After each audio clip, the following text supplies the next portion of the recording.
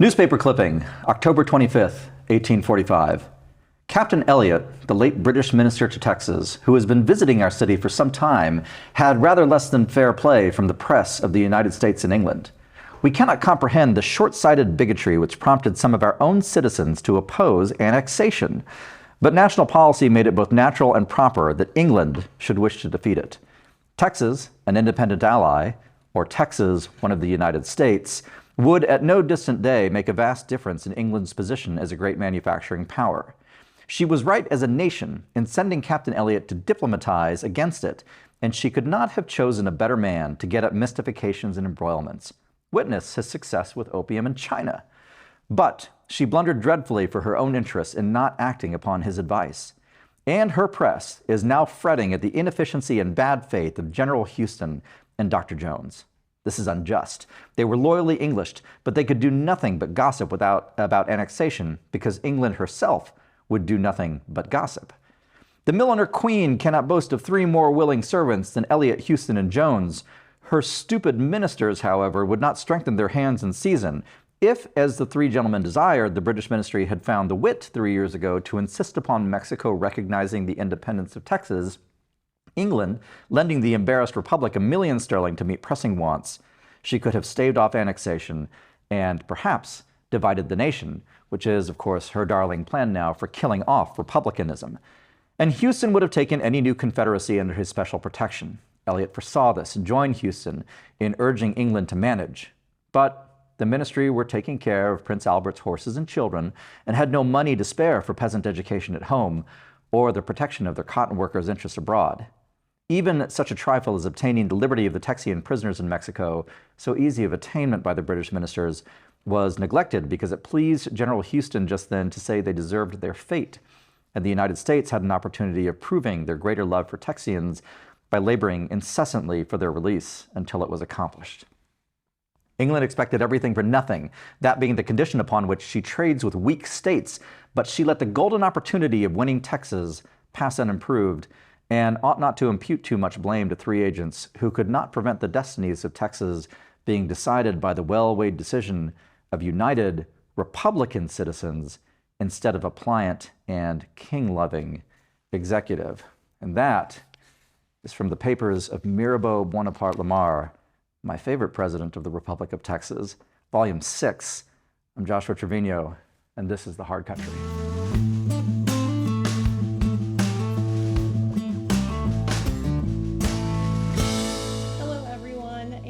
To the Hard Country podcast, recording in front of a live audience for the very first time. My name is Melissa Ford. I'm a policy director at the Texas Public Policy Foundation, and I am joined by Joshua Treviño, the foundation's Chief of Intelligence and Research. So Josh, thank you so much for reading that passage. I really do want you to unpack it, but first of all, I wanted to start with an announcement, and that is that I think a little bit less than an hour ago, our governor, the governor of Texas, Greg Abbott, announced another special session. So I just wanted to bring that up to everyone that border security is on the call. So 4th special session, here we come. Yes. I don't know if you want to comment on that, but I just wanted to let everybody know that. And then I want you to jump in on why you chose that passage and break it down for all of us. I'll talk about the special session briefly, given the information that we have. You know, Abraham Lincoln said that the Lord must love common-looking people because he made so many of them. I think Texas governance must love special sessions because we've had 4 in about as many months. This new special session, the 4th called of the 88th, is, I've got the proclamation here in front of me. I won't read the entire thing, but there's a couple that are relevant to the hard country and the topics that we cover, which is really Mexico and the Texas-Mexico relationship and history and border. The governor has called for, I read here from the proclamation, legislation to do more to reduce illegal immigration by creating criminal offenses for illegal entry into the state from a foreign nation and illegal reentry or presence, exclusion, deportation, or removal, authorizing the removal of illegal immigrants from Texas, so on and so on. And then there's a second clause in the call, legislation to impede illegal entry into Texas by providing more funding for the maintenance and operation of border barrier infrastructure, additional DPS funding, and so on. And so this is, of course, kind of a follow-on and concurrent with the items from the previous calls. When this episode airs, which will presumably be within 24 to 36 hours of actual recording, there may be some more information to share. But bottom line is that we at the foundation are supportive of this. We're very supportive of some of the bolder measures that Texas is contemplating now. I say now that Texas has been contemplating, especially in the vein of asserting state powers that we ourselves have done research on, that really speak to the state's ability to defend itself as a polity under the constitutions of both the United States and Texas. So, when they get it done, I won't say if, but when they get it done, passing the legislation that creates effective border barriers, empowers the state of Texas to create misdemeanors escalating to felonies for illegal entry, and actually gives the state of Texas the ability to command the removal from Texas of those who entered illegally. That will be a politically new thing for the state of Texas, and frankly for the country as well. And it'll be all for the good. So we're very hopeful that it happens. I'll add one thing, Melissa, if I could. Although our primary purpose, in our work and obviously the work of the legislature is to defend Texas, to advance the interests of Texas, and that is the sole necessary justification for what we do, we should note that this is also good for the country on the south side of the border too. And it's good for the migrants who are caught in the human trafficking networks that treat them so cruelly, bringing them all the way to the border with all kind of the iniquities and crimes that are perpetrated on them that you and I have discussed on the show at length.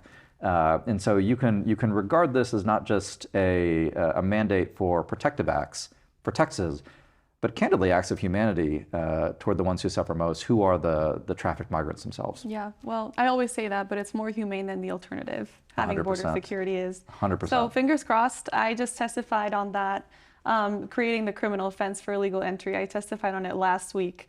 And as I was testifying, then they mentioned that it was the 7th time they were hearing it. So the 7th time they were hearing it, but there was one interesting thing about your testimony too, which is that you were the only person in favor yep. present to testify. Who else was there? Tell us. There was 19 people there, and they were all talking about how it was racist and how it was unconstitutional and how it was anti-immigrant, which we've talked about a lot of times, but we know that's not true. But fingers crossed, more to come on this special session. I know we have a lot to cover today, but I just wanted to make that announcement. And I want to give you the opportunity to talk about why you chose the passage that you started with. Oh, yes, absolutely. Well, partly because it's simply entertaining, candidly. The newspaper passage that I read, kind of denouncing the English for failing to prevent the annexation of Texas, was not written by Mirabeau Lamar.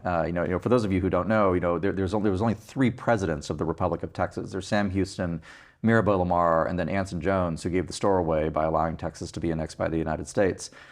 In his defense, the overwhelming number of Texans voted for it. But Lamar is such an interesting figure to me, partly because he's sort of this middle, I think we've talked about him before, haven't we? He's sort of this mid-19th century Southern romantic, a native of Georgia, who ends up in Texas, ends up as president of the Republic of Texas. And he and Sam Houston had competing strategic visions for Texas. Houston was, I would say, a realist, and he was, which is one reason Houston was terrifically in favor of the annexation of Texas to the United States, and also, just over 15 years later, strenuously opposed Texas secession from the United States. And so probably you can empirically defend Houston's grand strategy for Texas more, but Lamar was the romantic. Lamar is the one who envisioned a true Texas empire that in candor probably stretched to the Rockies, if not to the Pacific, and definitely encompassed New Mexico, which he tried to invade, and probably a good chunk of northern Mexico, modern-day northern Mexico itself, which he also tried to invade. Failed in both his invasions. But Lamar, interestingly enough, ends up, post-war as I think he's American Minister to Guatemala. He participates in the U.S. Mexican War, where with a lot of the other Texans, I believe he's in the battle for Monterrey. And ends up, he publishes this terrible book of poetry. It's available online. I've read more of it than I should admit. But in this book of poetry, he actually has this really execrable and at the same time very funny poem about this Mexican woman who he meets in Monterrey and falls in love with. And there's no historical evidence that she even knew who he was. But he writes a poem about her, and I guess that's kind of what passes in the 1840s for true romance. Interesting guy. He has this clipping, and I think it's in his papers, and I'm surmising here, but I think it's a defensible assumption, because in it mentions that England is on a global mission to extinguish Republican governance from the world. And they do it by any subterfuge necessary. This is what, there's a reference to the English opium traffic in China, and then sort of the imputation that they deal in iniquities versus smaller, they say, weaker nations. And that to me is interesting. It's very eye-catching, and it's a window into how the original Texans thought of themselves, the revolutionary generation in 1835, 1836, and then moving onward here to this 1845 clipping. They really did believe themselves, even talking about essentially 70 years after the American Revolution, 10 years after the Texas Revolution, as effectively being on the edge of the world, establishing Republican governance in a wilderness, small R Republican governance in a wilderness, for the first time at any scale since the Roman Republic itself. And I think we as Americans and as Texans tend to forget that this was something that was not new necessarily, because it had been tried in human history before, but it had never been done at any reasonable scale. All the examples of republics, basically between Julius Caesar and George Washington, are these very small and compact polities. It's Swiss cantons, it's Italian city-states. This is what Republican governance is, and they don't tend to last very long. And so there's this understanding that every other form of government, monarchical government in particular, autocratic government, wants to extinguish it.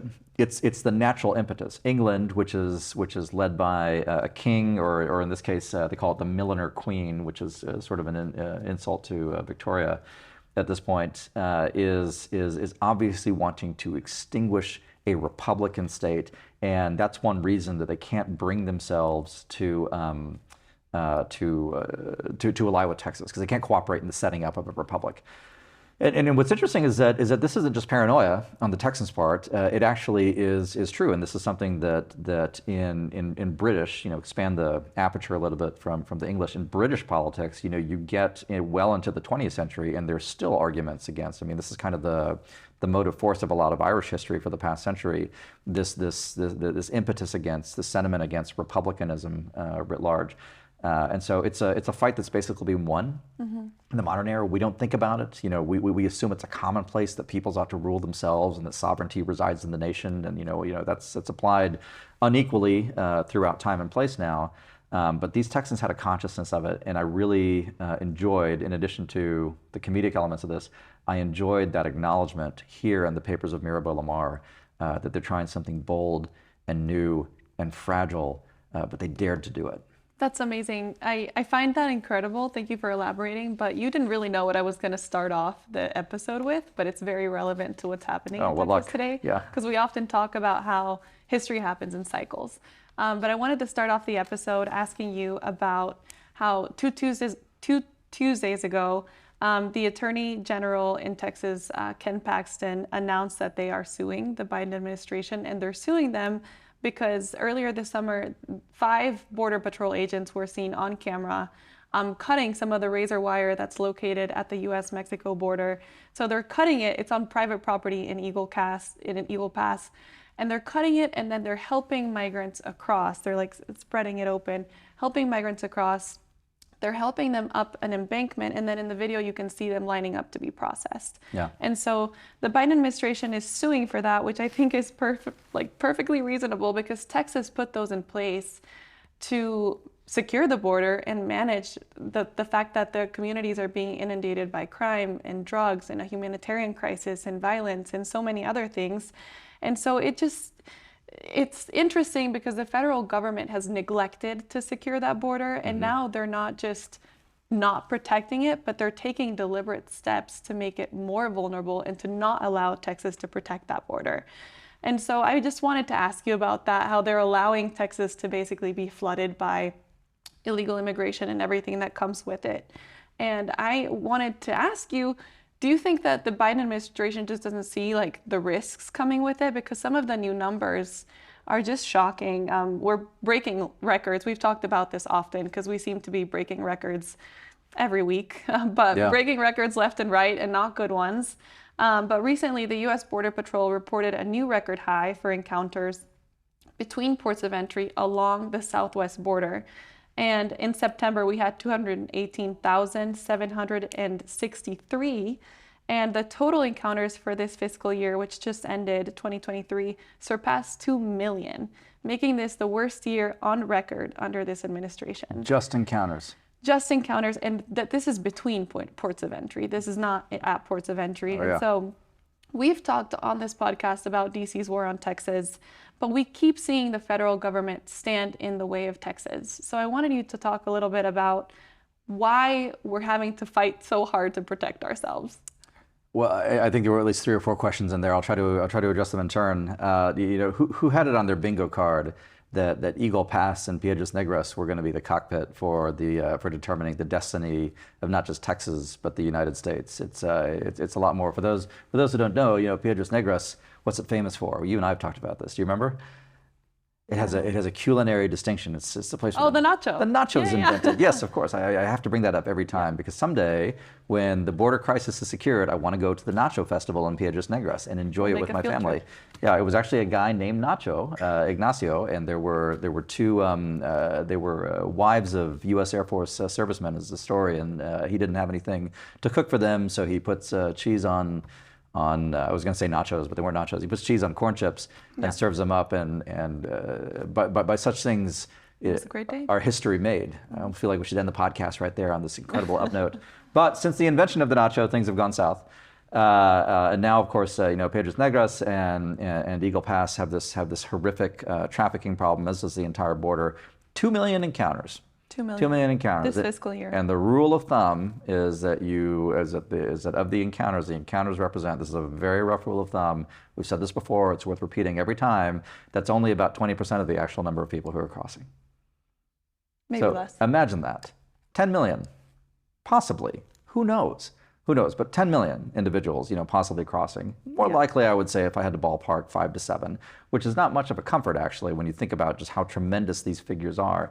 But this is like adding an entire extra state of Nebraska, or a Delaware, or something like that, or maybe a Connecticut, every 12 months, and it's simply unsustainable in the long run. Look, what we see with there have been 2 lawsuits around Eagle Pass. One has been the buoy barrier lawsuit, and I believe we spoke about that on the last podcast. The state of Texas puts the buoy barriers in the river. They're tremendously effective, and then the federal government sues to get them removed. That's still ongoing. That litigation continues. And now there is counter lawsuits, probably the wrong word, but it basically is from a tactical perspective, because the state of Texas, along with our foundation, actually, I want to give credit to our litigator colleagues who saw this opportunity and took it, are suing the federal government because the federal government and its personnel, as you say, have actually been removing or cutting, depending on the circumstances. There's been more than one incident. The razor wire that has been on the riverbank to impede the illegal migrant flows, which is astonishing to see. So you see the federal government doing 2 things. One is preventing the state of Texas, positively preventing it from protecting itself. But then you see the agents of the federal government actually physically positively acting to remove protection measures that the state of Texas has erected for itself on private property, with the voluntary compliance and acquiescence and sometimes positive desire of the landowners themselves. And it's simply astonishing. We talked about England in the 1840s wanting to stamp out self-rule around the world. This is exactly what the federal government under the Biden regime is doing to Texas right now. The reason, and we've gone into this in depth, but it never is an inopportune time to say it. The reason that Washington, D.C., and the Biden regime in particular, is doing this to Texas, destroying border infrastructure, preventing Texas from erecting new border infrastructure, has nothing whatsoever to do with any kind of humanitarian concern.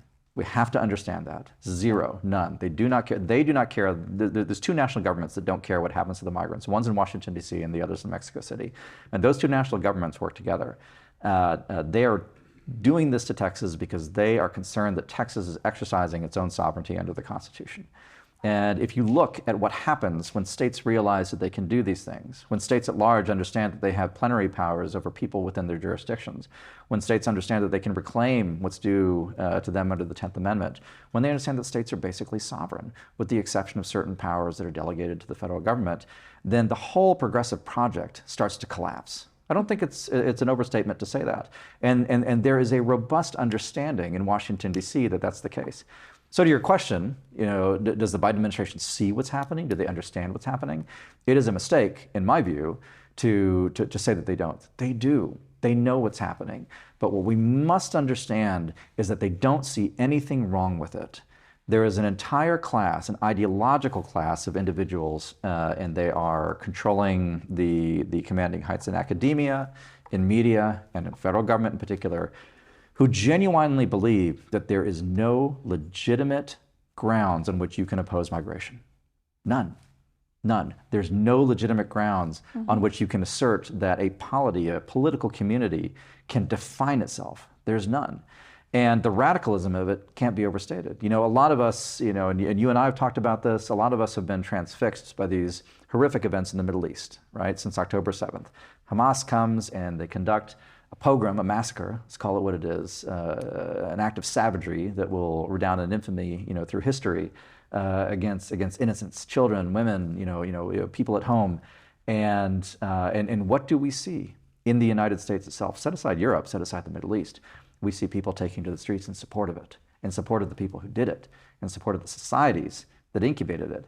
And these are the same people from the same sources who now think that it is fine that 10 million unknowns are flooding into the United States. And they claim it's on grounds of humanity or opposition to racial bigotry. It has nothing to do with it. It is an antagonism toward smaller Republican self-rule that is everything that our ancestors, the founders of Texas and the United States, stood for. That sounds like, I was going to say, that sounds like a lot of the people that I was testifying with last week. That's what they think. Oh, no doubt. But you mentioned Goda Ways, and I just wanted to give you one statistic on that. Please. The fiscal year ended, or it began on October 1st. And since the fiscal year began, we've had 23,000 Goda Ways at the southern border. And that's about, from the moment that I got this statistic, about 1,000 a day. And that's known Goda Ways. Okay. So just for Since people, October 1st? Since October 1st. Thank you. And that's known Goda Ways. So this is the kind of number that I think should keep a lot of people up at night, because this is people that we are aware that are coming in, but we don't know where they're coming from. We don't know who they are, and we don't know what their intentions are, but we know they're probably not good. And this is just people that we know of. This does not include the people that come in under the radar or undetected. So I just wanted to share that number because I thought it was completely shocking. And you started talking about Hamas a little bit, so I want to share a couple more numbers with you, but I wanted to tell you that just last month, actually, I guess this was 2 months ago, they haven't counted the October numbers yet, but just in the month of September, 18 people on the FBI's terror watch list were apprehended at our border. And that brings us to 169 this fiscal year, and that's a 72% increase from last year. And again, this fiscal year just means in the past 30 days. Year. That's the most on record. It's more than last fiscal year, not just last fiscal year, which was a record-setting total, but the last 6 fiscal years combined.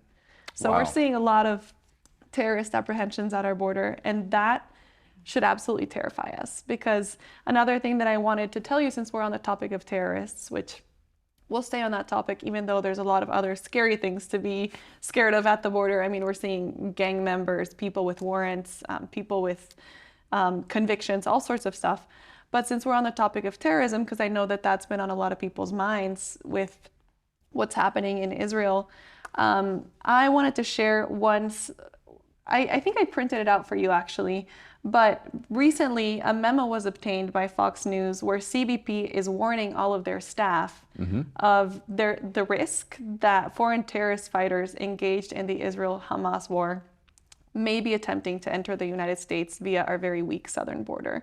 So the memo specifically is mentioning Hamas and the threat that they might be coming in through our very weak border. Sure. So in response, there's a group of House Republicans that are pushing the Biden administration to do something, and they're pushing them for more information about this national security threat that we have right now of these foreign terrorist organizations at our southern border.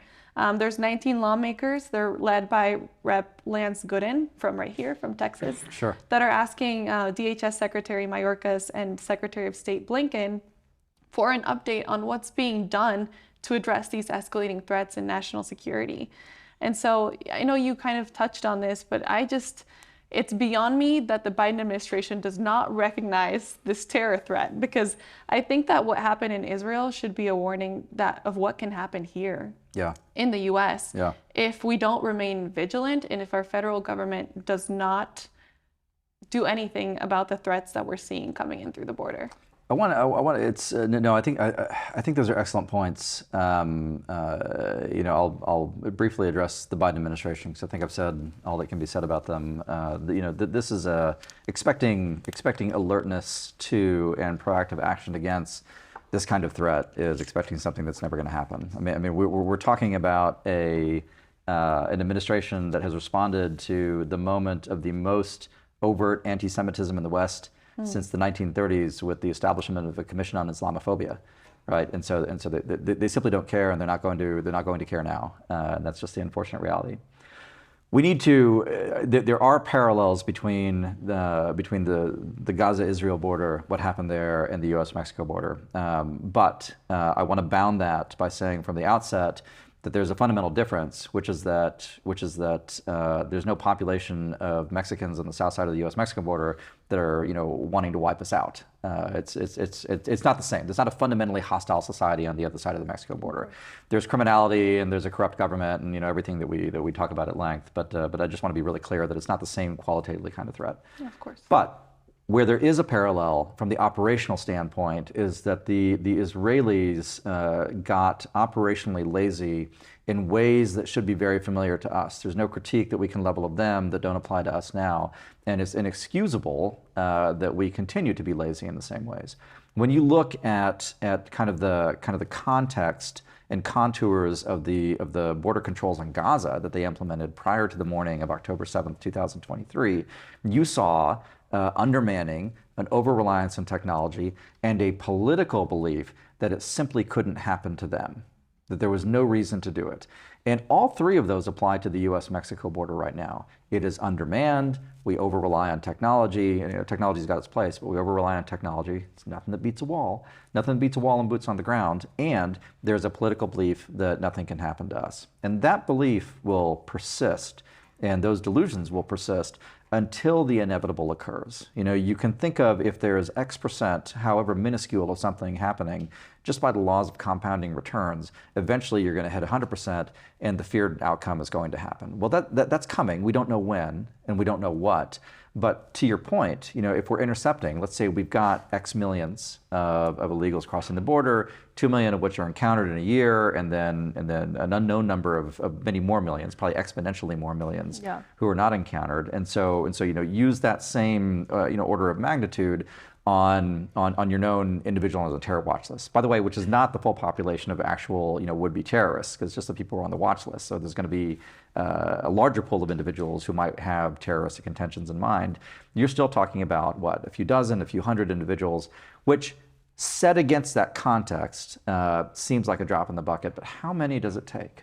How many does it take to do something truly catastrophic? And for those of us, 9/11 was 22 years ago. It's a while back. But that was not a large-scale operation in terms of manpower. It just wasn't.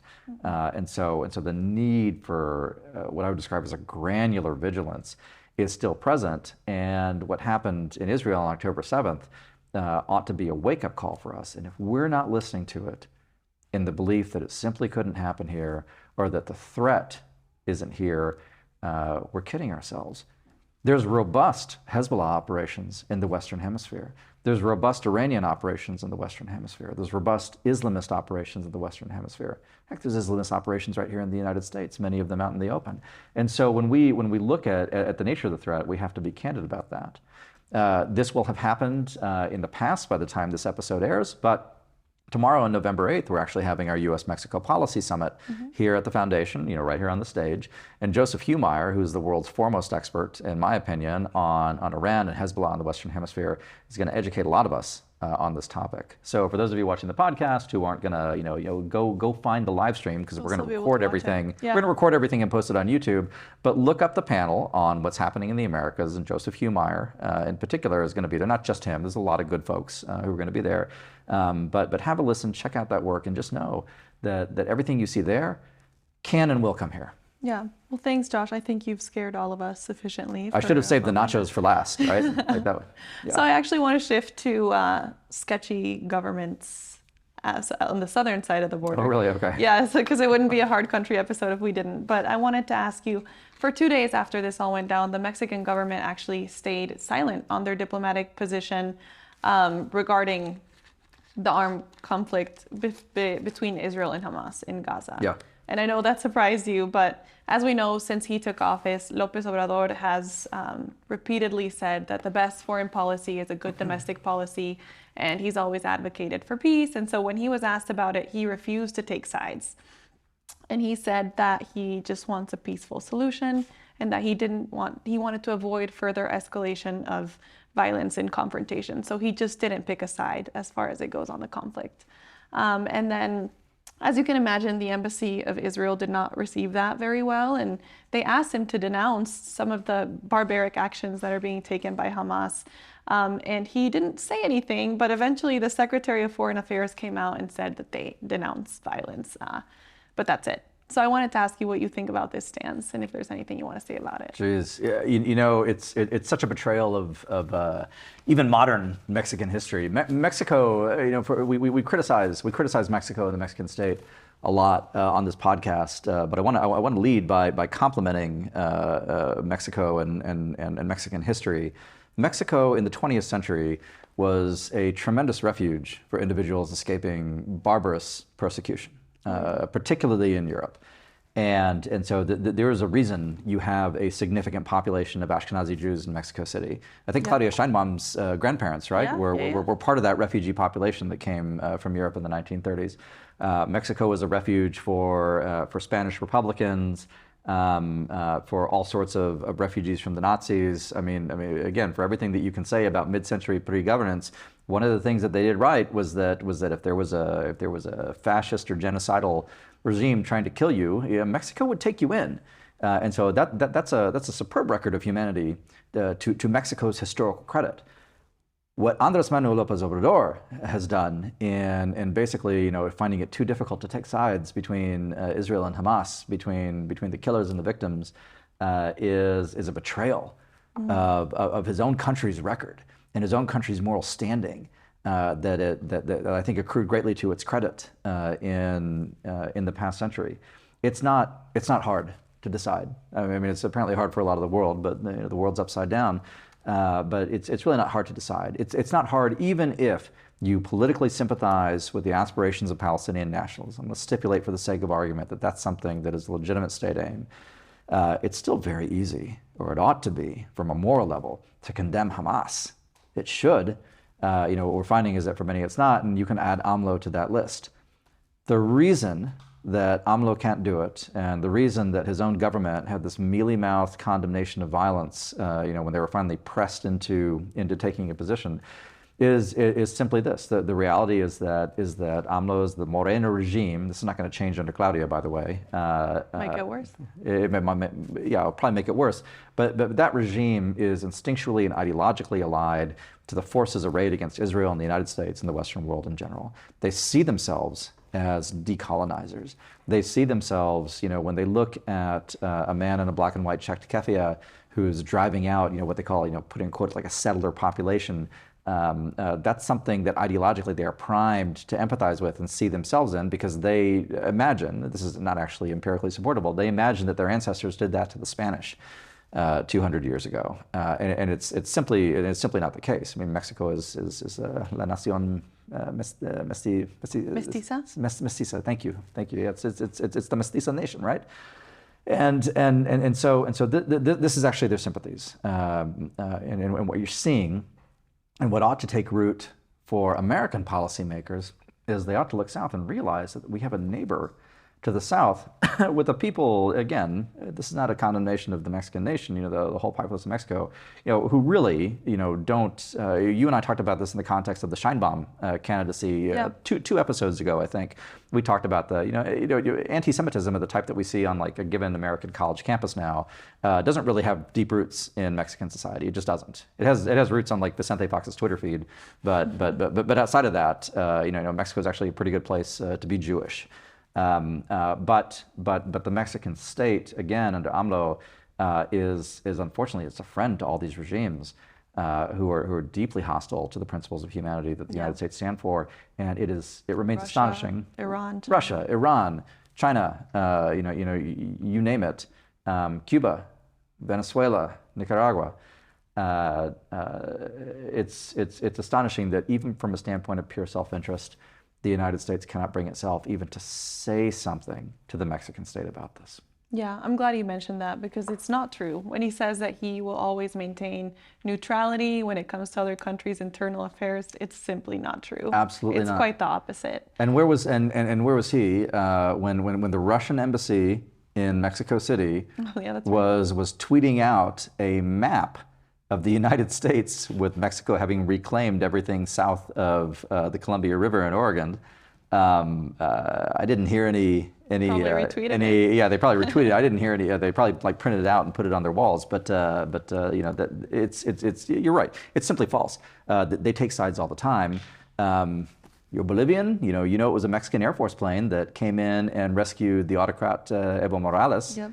I'll never get over it. Well, nor should you. Saved him from justice, and now he lives in comfort in Mexico City. Yeah. And it was because the Mexicans feel free to intervene in foreign affairs when it suits them to do so. Well, this always happens to us, but we always run out of time to talk about all the things that we want to talk about, but we still have some time left. And I wanted to ask you briefly about something that you and I and our heritage friends worked on recently in the past 2 weeks, and that was a statement that we worked on condemning the Biden administration's decision to ease economic sanctions on the regime of Venezuelan dictator Nicolás Maduro in exchange for having him promise that he would hold fair and free elections. So there's a lot to unpack here, and we could probably hold an entire episode talking about this, but I just wanted to get your initial thoughts. Well, I mean, it's another example of Biden regime wish casting in the hemisphere, right? I mean, there's no way there's going to be free and fair elections in Venezuela, and having secured the relaxation of American sanctions, there's no further leverage to bring against them. It might even embolden and empower them. It'll embolden them, empower them, and look, Venezuela's already the Venezuelan regime already has a program in place to counter American sanctions. It gets raw materials and sells commodities to the Chinese, to the Cubans, to a certain extent to the Russians. They get money and technical assistance from the Iranians to a certain extent. They have partnerships with Lula in Brazil, with AMLO in Mexico. But the other thing is that they have realized that it's simply easier for them to push out millions of their own population. Have you ever looked at the Venezuelan population collapse? I was looking at it today. Yeah. Well, it's huge, right? So 2017, Venezuela has about 30 million people, and today it's got about 27 million. They have pushed out a tenth of their own population, mostly sending them through the Darien Gap up to the United States. Just because, why not? Why wouldn't you do that? Why wouldn't you weaponize the misery of your own population and send them on the road? It is a level of population drop that is typically associated with devastation and war. Like, we have to be really clear as just the magnitude of it. To go from 30 million to 27 is typically catastrophic. You typically have to have like the 20th Air Force bomb you for 3 years to get a drop like that. And in this case, all it's taken is Nicolás Maduro and his desire to hold on to power. So the Biden administration is giving them a pass. And there's so much that we can say of how Venezuela has been ravaged, and so much we can say about the horrors of people that have lived there, but that's why there's 7.7 million Venezuelans that have fled Venezuela as migrants or refugees. They have been, for a long time, one of the fastest growing immigrant groups here in the U.S., but they nearly tripled in size from 2010 to 2021. Yeah. But so we all knew this for a very long time, that there was a massive number of Venezuelans coming. But I read that this September, for the very first time on record, Venezuelan topped Mexicans for the largest group of nationals arrested for illegally crossing the U.S. southern border. And that was shocking to me. Well, what a great accomplishment. And well done. Yeah, and so that's why some of Biden's actions are so confusing to me, because in response to these record numbers of Venezuelans coming into the U.S., in fair attempts to flee the economic and humanitarian crisis that's happening in their country, but Biden did two things, which I think contradict each other.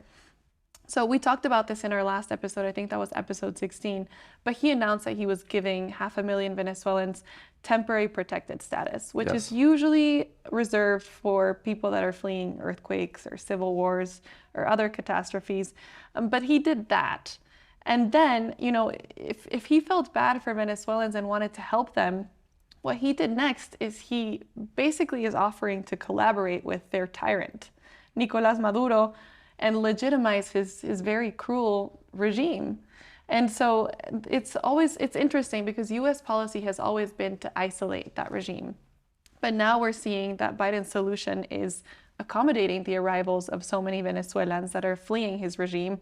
But at the same time, he's legitimizing his regime instead of helping them free themselves and have some more freedom in their country. So it's just been incredibly confusing to see that happen. You have to understand the Biden administration foreign policy apparatus is the same cohort of well-credentialed theater kids who ran the show under Barack Obama.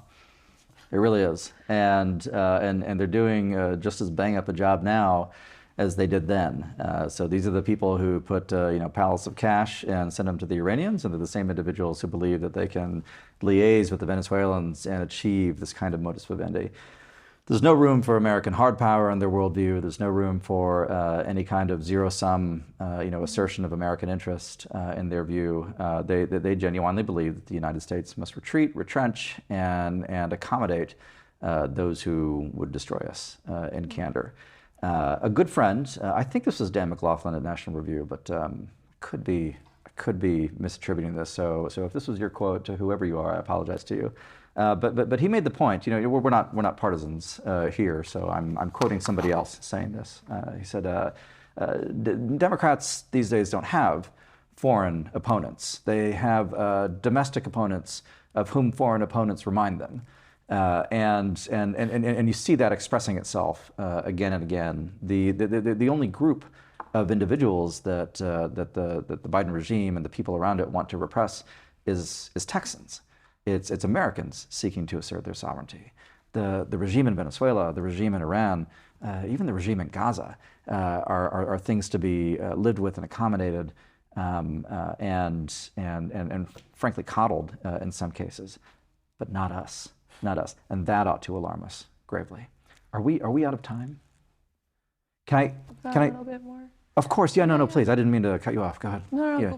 I had a couple more questions, but you. No, by all means, yeah.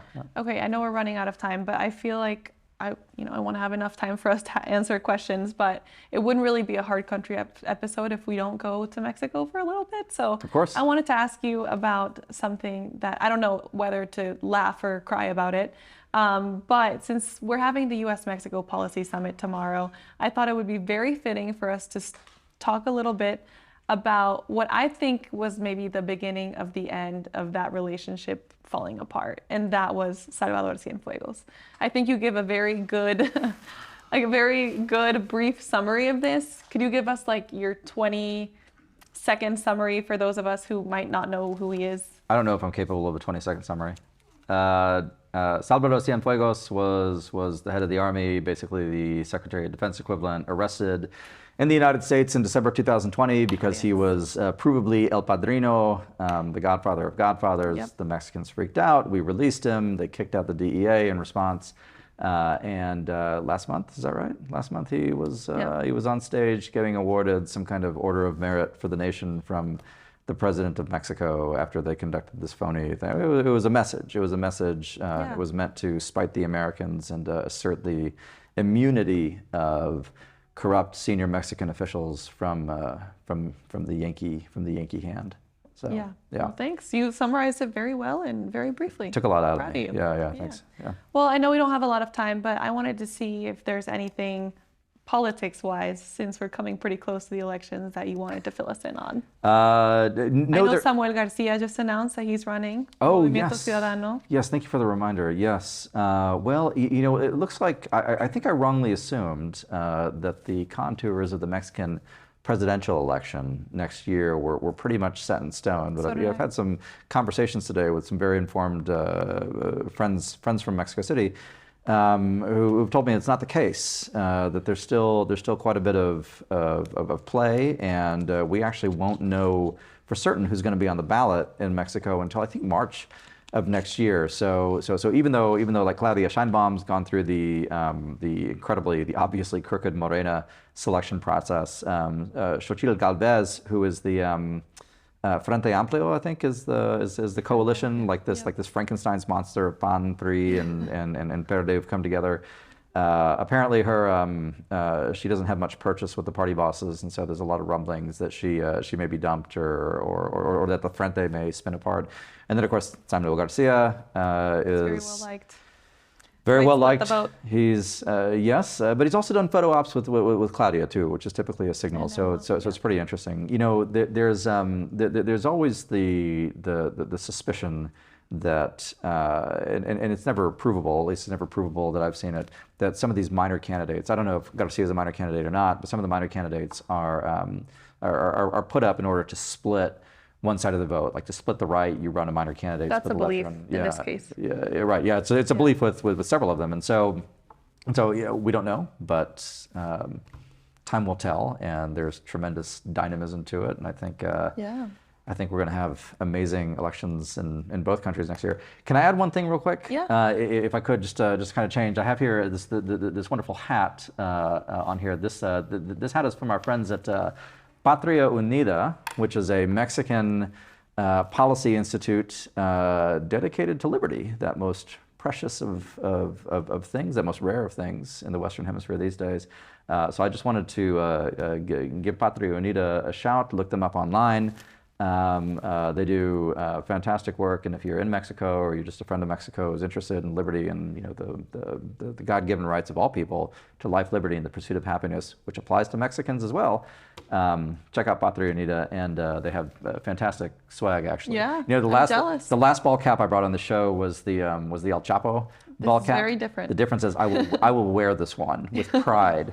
So thanks again. Thanks. And Melissa. Alice will be joining us in one of our panels tomorrow, so make sure to stay tuned. And Alice Galavan, who's the president of Patria Unida. Yes, absolutely. Yes. And we will be talking a little bit more about the lawsuits from Texas and against Texas as well tomorrow, so make sure to stay tuned. But we are out of time. We had a lot more to talk about, but we will have to save it for the next podcast. And I guess with that, thanks for listening to Hard Country. We're ready to take some questions. Let's do some audience questions for the first time in a Hard Country recording. Do we have any audience questions? Does anybody have any questions? Yes, ma'am. No, please. Don't. Please. There's a microphone coming. What's your question? Thank you. We all know that the jails are overcrowded. They're full. We went almost a year and a half, I believe, with no jails for women. We were letting them go. So, the new bills that they're looking at right now to pass into law are to make a longer sentence, or what are we going to do with them is the question. If we don't have jails, even though we increase the penalties, what are we going to do with them? Well, I would say as a policy principle, if you're going to pass legislation, you should have the enabling act, whatever you want to call it, to enforce the legislation.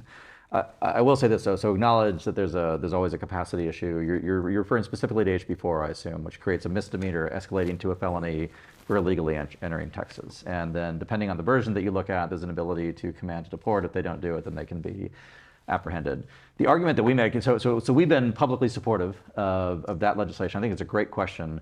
Our argument is this: it is first necessary to put the stake in the ground. It's first necessary to assert the power of Texas to do this thing, and that is such a tremendous political leap, as we've seen. And we're very supportive of the governor's efforts and the individuals who sponsor the bills in both chambers to get this done. Once that's done, then it logically follows that that enforcement mechanism is going to have to happen. So I share your concern with it, not just on this, but on several other issues. But we still think that it is nevertheless a plus to get it done, simply because saying that Texas can do this thing is transformative in itself. I'll also say it's very important for Texas and Texans to be aware of what constitutional powers we do have. I know that portion of HB4, unfortunately, I think it was amended, but HB4, as it passed the House, there was the ability for Texas to order the removal of illegal immigrants from Texas.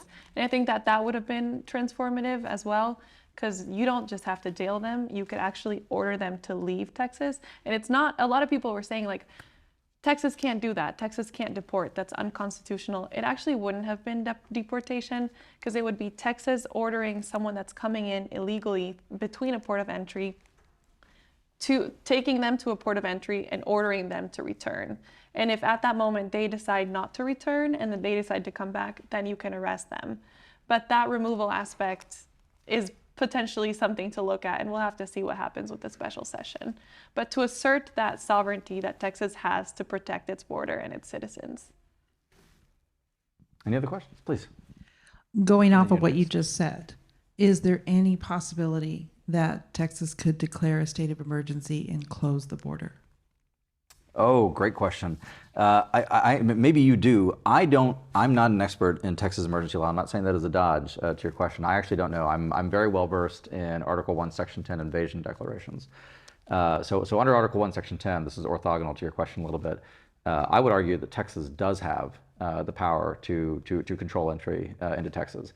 I don't know about a state of emergency in full candor. I've never looked at the law. Have you? Either. That No. could be a good question for Rob tomorrow. We'd have to. Yes, at our luncheon tomorrow, I would hit him with that. So yes, and ma'am, you had a question up here. Could you let's get the microphone. Sorry. It's on the same wavelength. A few months ago, Governor Abbott declared it. We had a state of invasion on the border, and he put up the barbed wire. He put the buoy barriers in the water, but where did that lead us? Where did it go? I that's all I heard, and then then all of a sudden we hear the feds are coming in and cutting the barbed wire and getting rid of the barrier in the water. I mean, what's going on with the invasion? Great question. So what the governor did, just to provide some context, the governor declared that under Article 1, Section 10 of the Constitution, that there was an invasion underway. The foundation's done some research on this. We've got a paper out there. Of course, those of you watching the podcast, if you want to cure your insomnia, you can read our extensive paper on it. But bottom line is that the governor chose to assert the invasion power in this particular way, and then went ahead and put up the buoy barriers outside of Eagle Pass, plus the razor wire that we've now seen the litigation with. I'm going to engage in a bit of mind reading if I could. I think it's defensible mind reading, because the governor doesn't call me and confide in me late at night, but he's welcome to if he wishes, if he's a hard country watcher. My suspicion, and I think this is probably correct, is that the governor understands. And now, keep in mind, the governor's background is as a litigator, right? And he's very good at it. He's a very canny litigator. He understands, he understands that a lot of what happens in governance now happens through the judiciary. And so in order to get the full protection of Texas, you first have to assert the power to do something. And the assertion of the power doesn't just occur when the governor or the legislature or any other part of Texas government says, we can do this thing, because then the federal government's going to want to come and have it adjudicated through the courts. So my guess, and again, I think this is probably right, I'll stand by this, is that the governor understands that this test case outside of Eagle Pass, with both the razor wire and with the buoy barriers, is the necessary litigation to make sure that the state can do that. And my hope, I think it's a rational hope, is that when Texas prevails in those court cases, then you're going to see the erection of that infrastructure all across the Rio Grande. But until that happens, it's a multi-step process, is what I'm getting at. We have to keep in mind, I think this is important to understand, is that we're fighting two opponents here. Almost said two enemies. I'll use enemies. We're fighting two enemies here.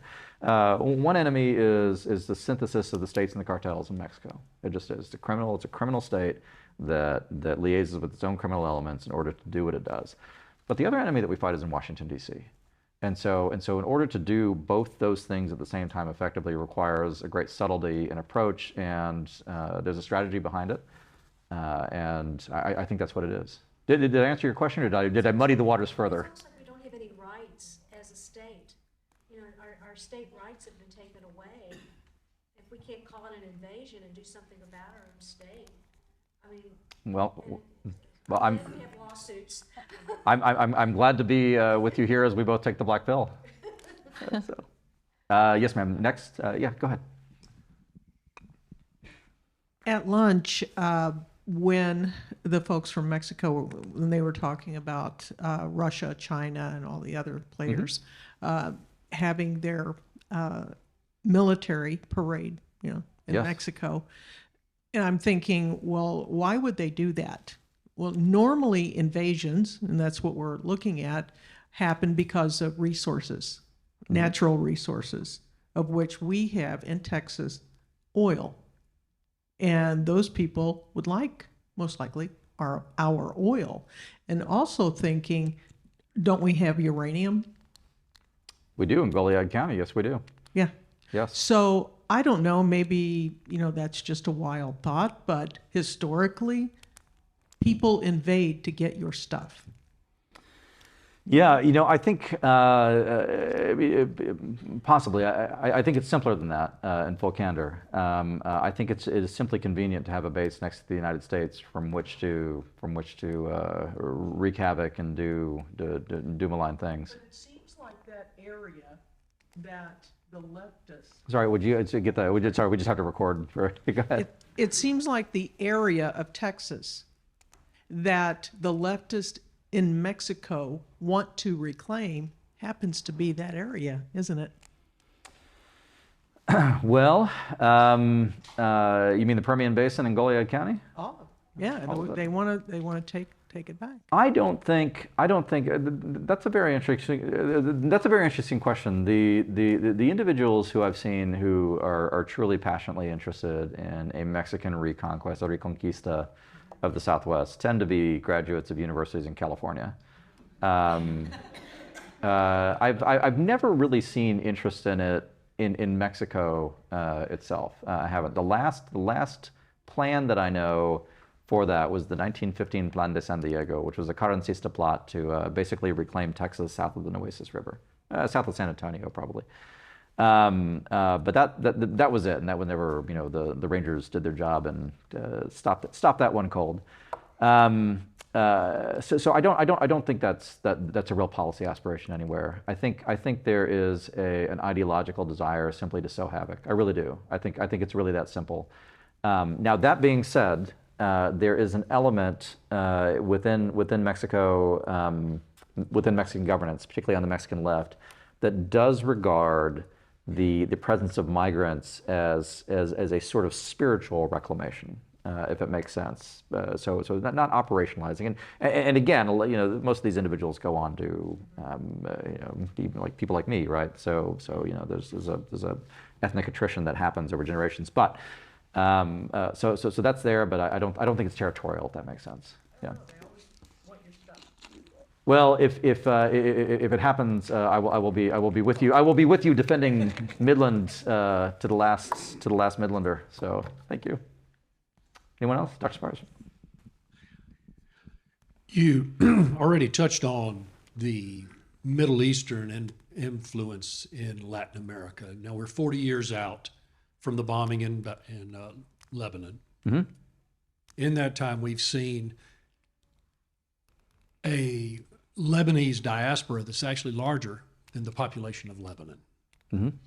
A large number of those are invested in Central and South America and Latin America, where they have established strongholds and have integrated themselves into society, but maintain their ties to Syria and Iran. There are, for example, off the coast of Venezuela, Margarita Island is an Iranian hotspot, vacation hotspot. Yes. Yeah, that's true. Yeah. So when we talk about Venezuelans coming into the United States, many of them have been in Venezuela for 10, 20, 30, 40 years now. So they can rightfully claim that they are Venezuelan, and yet they maintain a tie and anchor to the Middle East and the Middle Eastern ideology. How are we adjusting to that threat? And I realize we'll probably discuss this a lot more tomorrow. How can we adjust to that threat, and how have we adjusted to manage that threat when we rely on governments that are somewhat hostile to us to provide us information about the people that are actually coming here? How do we screen that? How do we address that? What challenge? How can we meet that challenge? There's a strategic answer. I'm sorry. I feel like I've been monologuing too much to you. Go for it. Yeah, okay. All right. Thanks. Poor Melissa. She's to it. My dad watches this. Hey, Dad, watches this podcast, and the only feedback I've gotten from him is that I need to let Melissa talk more. So I'm trying to follow that.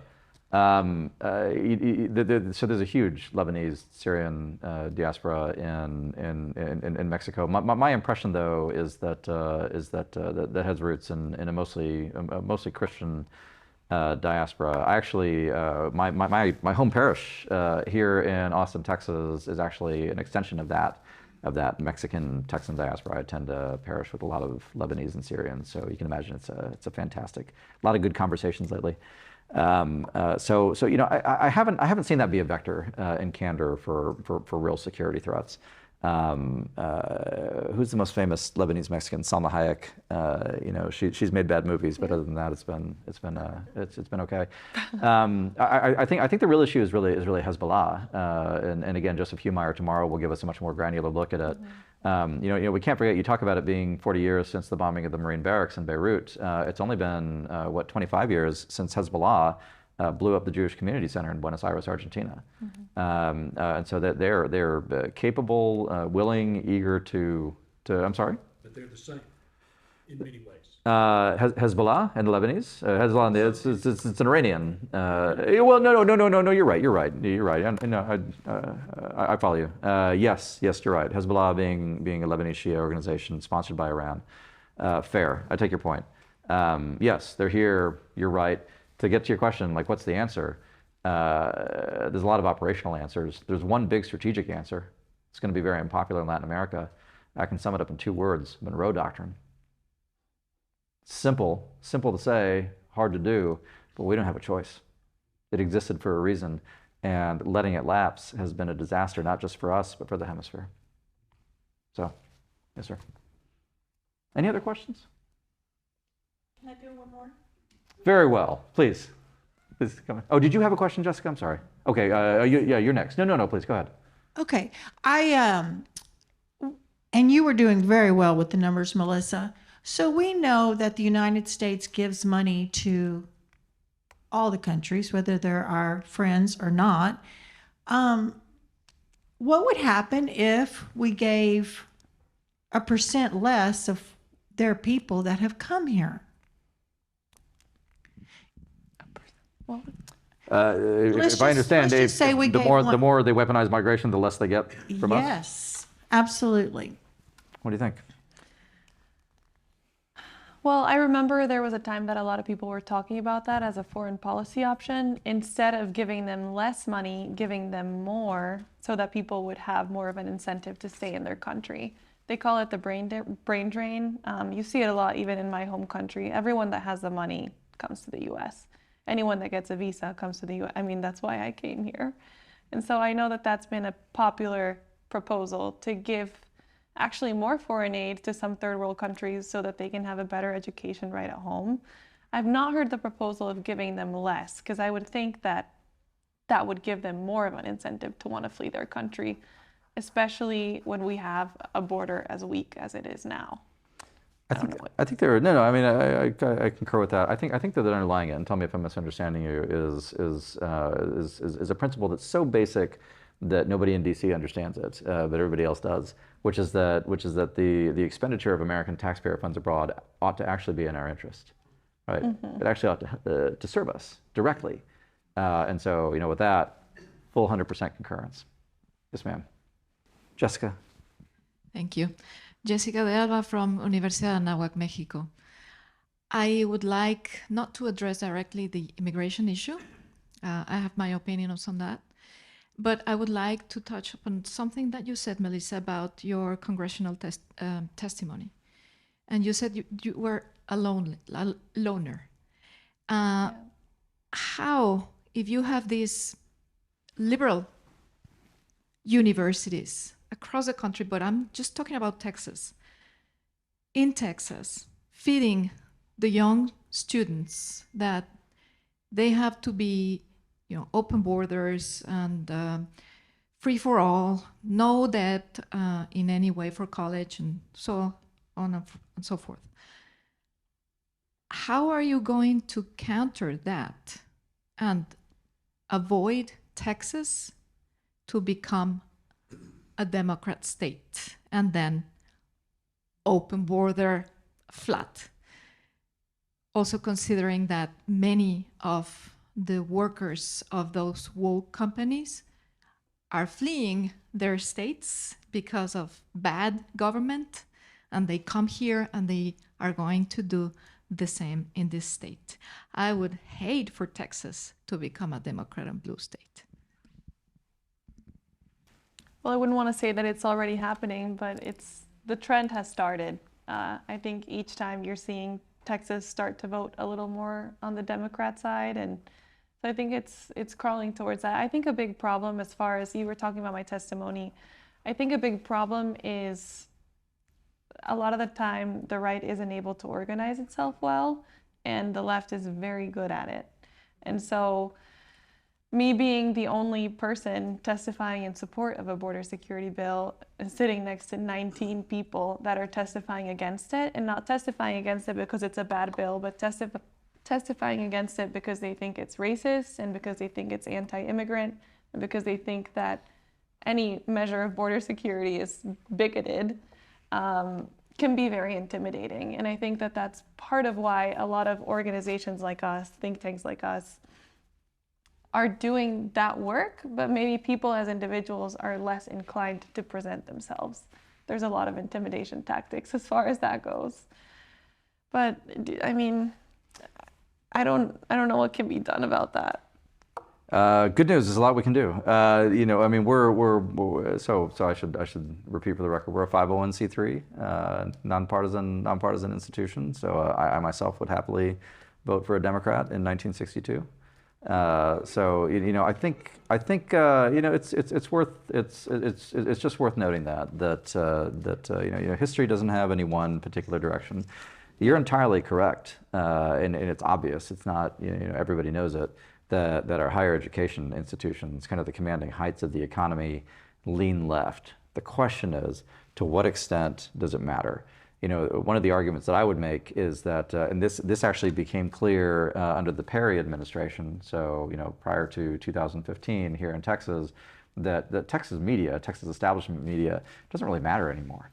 It really doesn't. When Perry ran for re-election in 2006, his campaign made a decision to simply refuse the traditional visits with editorial boards, and all the newspapers would have. You would have thought that he destroyed American civics because he wouldn't meet with the editorial boards. He just ignored them. He talked to some of the rural papers, but his campaign ignored all these big city papers, which they protested, but then they folded after that. What we've seen is that citizens are getting their information from different sources now. So that's one thing. Like there's a process of adaptation happening. So while I think left-wing domination of the media doesn't matter as much in Texas, I think left-wing domination of academia actually does matter quite a bit, because those continue to be the finishing institutions and the apparatuses which produce, frankly, our middle class and our upper classes in Texas.